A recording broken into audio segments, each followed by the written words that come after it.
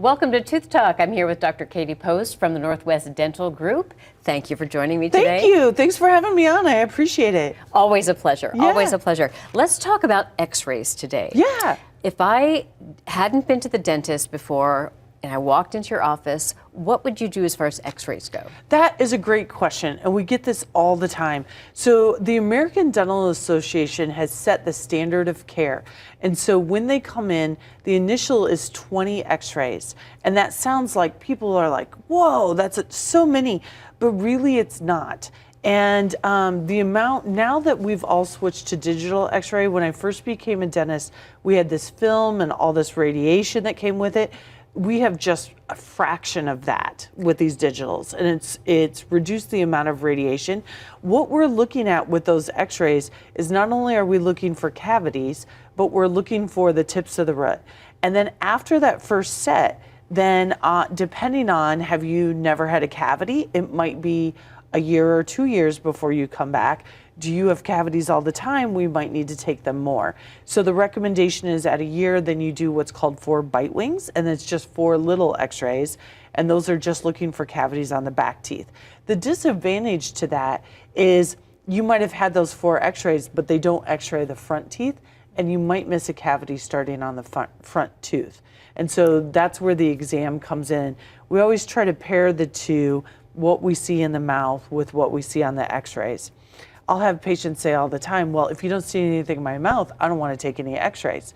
Or especially some of my really severe and profound special needs patients that it's hard for them to understand or take an x-ray. It's so important because I can't see. It's like me looking at your arm and saying, oh, it's broken. Unless the bone is sticking out, I can't tell that. Right. And I would never put a cast on it without an x-ray. Same way with your tooth. I wouldn't drill on your tooth without an x-ray. So they're very, very important for us to have those x-rays. I love how it's kind of individualized. Like medicine's going that direction. You get the x-rays if you need the x-rays. Yeah, and say you haven't had a cavity for 30 years, you may not need them every year. It might be every 2 years, every 3 years, depending on what your situation is. I think the thing that gets people is they may have gone and they might be 65. They've never had a cavity. And all of a sudden they start getting cavities. And they're like, well, I've never had a cavity. Your body is always changing depending on the medications you're on. Let's say you move out of the city and you move on to well water. And some of our most beautiful homes in Rochester are on well water. They're not getting that fluoride to keep their teeth strong. And I've had patients that have gone years without having a cavity. They go out on the well water and all of a sudden they start getting cavities. And so we want to make sure that we are occasionally checking for those things. With the x-rays, we're checking for infections down underneath the roots that can cause up. You don't want to be on a trip to Hawaii and all of a sudden your face swells up. No, yes. And that would be horrible. And we're checking for cancers that could start to grow. A lot of times the first place like breast cancer, prostate cancer will metastasize is to your jaw.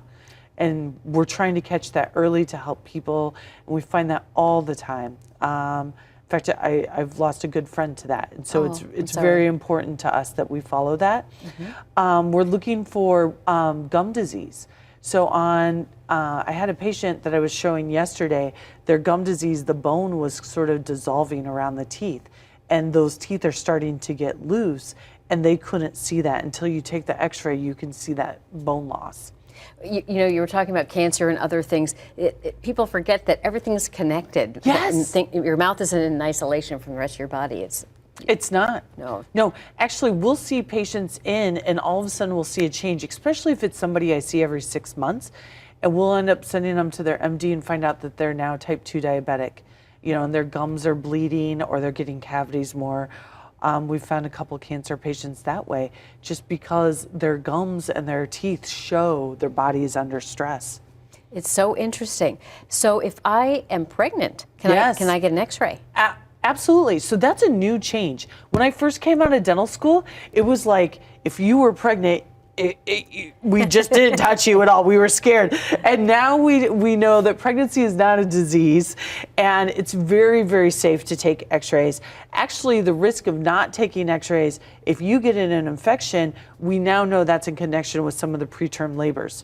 So we want to make sure that we're taking care of people's teeth even through their pregnancy. That's a great question. Well, thank you. Yeah. Thank you. And on that note, we are out of time. Yeah. Thank you so much for joining us for Yes. this Tooth Talk. Always a pleasure. Yes, thank you for having me.